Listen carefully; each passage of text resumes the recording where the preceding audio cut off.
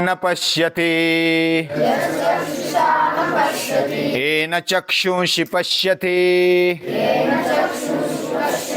तदेव ब्रह्मत्वं विद्धि नेदं यदिदमुपासते नेदं यदिदमुपासते।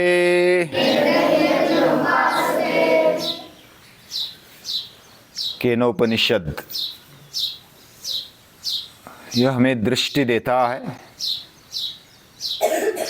जीवन का दृष्टिकोण देता है।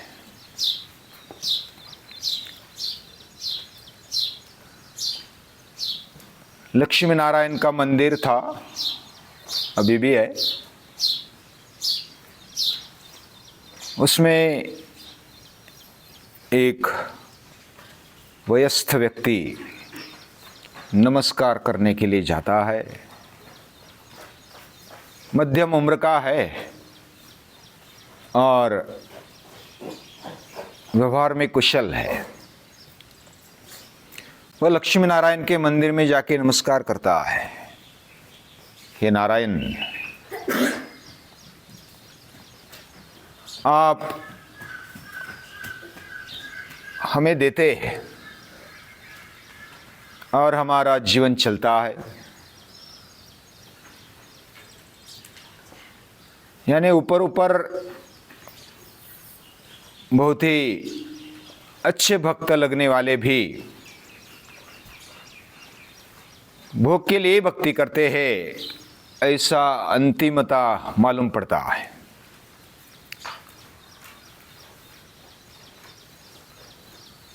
अभी तक बहुत सारे महापुरुषों ने आपकी भक्ति की, मैं भी आपका भक्त हूं। मैंने ऐसा पढ़ा है, सुना है कि आप बहुत कष्ट करते हैं। आप संत एकनाथ के घर में नौकर बनकर आ गए, कष्ट किया, पानी भरा। आप जनाबाई के वहां गए और छोटे छोटे काम, आटा पीसना आदि करने लगे।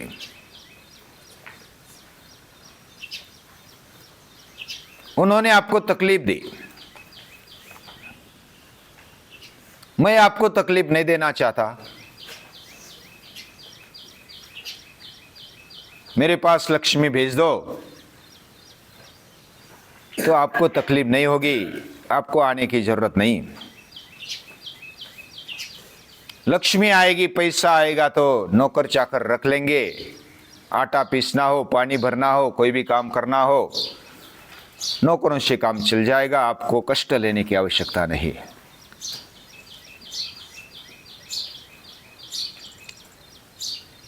यानी ऊपर ऊपर ऐसा लगता है कि कितने बड़े भक्त है और बहुत ही भगवान की भी चिंता कर रहे।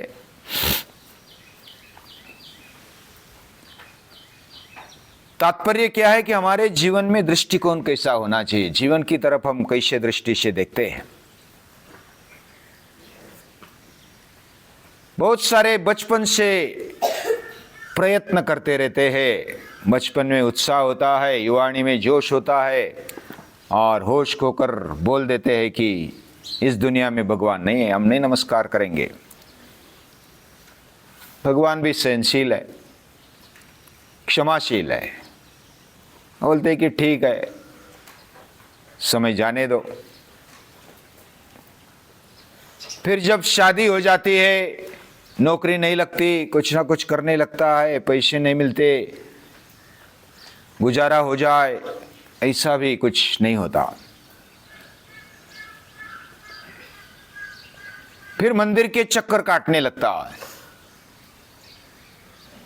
युवानी में जो जोश में होश खवाकर बैठने वाला, वो बोलता था कि भगवान कहाँ है। अभी मंदिर के दरवाजे या तो कोई महाराज जो भी भगत के दरवाजे खटखटाते हैं और बोलते हैं कि कुछ उपाय बताओ। जिस समय जो करना चाहिए था नहीं किया, अब पछता के क्या है, जब चिड़िया चुन गई खेत किसानी में, ऐसा प्रैक्टिकल होता है कि जब खेत बड़ा हो जाता है, फसल बड़ी हो जाती है, तो उसकी रक्षा भी करनी पड़ती है। चिड़िया आकर दाने खा गई,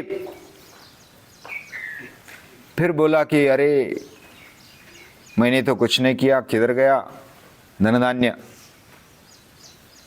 जिस समय जागृत रहना चाहिए उस समय तो सो गए, बाद में क्या करेंगे। जो समय जिसके लिए उस समय जागृत रहना चाहिए।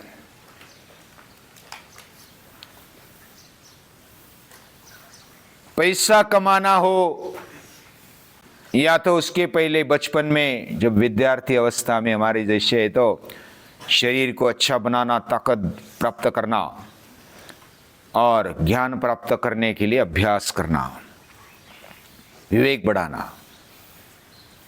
यह कष्ट भरा व्रत से आगे बढ़ाया हुआ ये तप होता है। उसमें जिसकी जितनी श्रद्धा अच्छी वो उतना आगे बढ़ता है। पहले आत्मश्रद्धा हो, बाद में फिर आगे एक एक श्रद्धा खड़ी होने लगती है। बाद में शक्ति है, अभ्यास है और दिल में भाव भी है, प्रेम है। तो ऐसे जब बड़े हो जाते हैं तब उनको योग्य दिशा मिलने लगती है। रघु राजा ने भी पैसा कमाया, सम्राट बने, धन धान्य संपन्नता आ गई। और आज का छगनलाल भी, मफतलाल भी पैसे कमाता है, बड़ा श्रीमंत है, वो भी पैसे वाला है और रघु राजा भी पैसे वाला है। लेकिन रघु राजा पैसों के कारण उसकी मान्यता बढ़ी। उनको हम आज भी याद करते हैं, पूजा करते हैं रघु राजा की। आज भी रघुवंश बोलते हैं, राम का वंश नहीं बोलते। उन्होंने अपने वित्त का, पैसे का योग्य उपयोग किया है। और यही मफतलाल, छगनलाल वो पैसा कमाता है, भरपूर पैसा है, लेकिन उसके कारण उसका अधःपतन हो गया। उसके कारण उसके जीवन का चरित्र बिगड़ गया। दृष्टिकोण क्या है, यह महत्वपूर्ण है। यह तात्विक दर्शन है। हमारी दृष्टि जैसे कारुण्यमय होनी चाहिए, कारुण्य दर्शक होनी चाहिए, वैसे हमारी दृष्टि तात्विक दर्शन कराने वाली होनी चाहिए। हम अपने जीवन को किस लिए समझते हैं? क्या भोग के लिए हमारा जीवन है? भोग के लिए होता तो पशु प्राणी हमें बना दिया होता, मनुष्य हमें बना दिया प्रभु ने। तो भोग के ऊपर दृष्टि करके भक्ति की दृष्टि आनी चाहिए। और यह सच्चा अध्यात्म है। जीवन में कारुण्य दर्शन होने लगना चाहिए, जीवन में तात्विक दर्शन होते रहना चाहिए, जीवन में सौंदर्य दर्शन भी होना चाहिए। हमारी दृष्टि बदलनी चाहिए।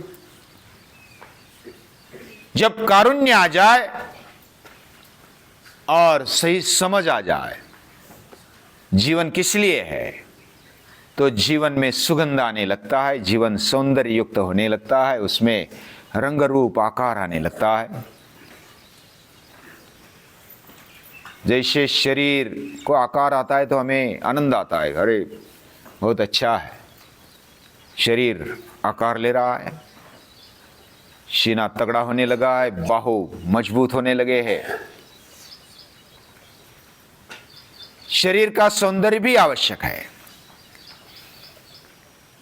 लेकिन उससे ज्यादा, उससे अधिक हमारे अंतःकरण का सौंदर्य यह आवश्यक है।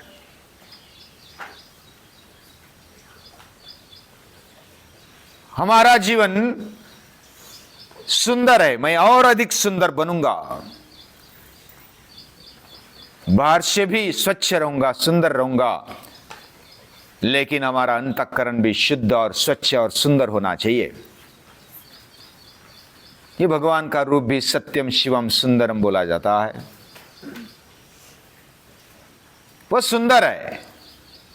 दिने दिने नवम नवम नमामि नंद संभवम।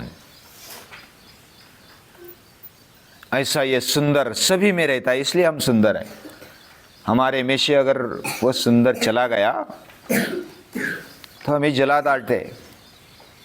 हमारा शरीर, हमारे इंद्रिय इतना सुंदर, इतने सुंदर कपड़े हो, कुछ भी हो, अलंकार हो, फिर भी उसको कुछ महत्व नहीं रहता। एक बार वो चैतन्य चला गया, सुंदरता चली गई, वो सच्ची सुंदरता है, वो चैतन्य है, वो स्फूर्ति है, उत्साह है, प्रसन्नता है। वो हमारे अंदर उसके कारण रहती है और उसको हमेशा के लिए हम बराबर रखते हैं, साथ में रखते हैं, तो हमारा सौंदर्य बढ़ने लगता है। हमारा जीवन किस लिए? हम जब समझो कि घूमते हैं, इधर उधर जाते हैं, सृष्टि में जाते हैं, तो हमें फूल फल वृक्ष आदि, नदी नाले पर्वत दिखाई देते हैं।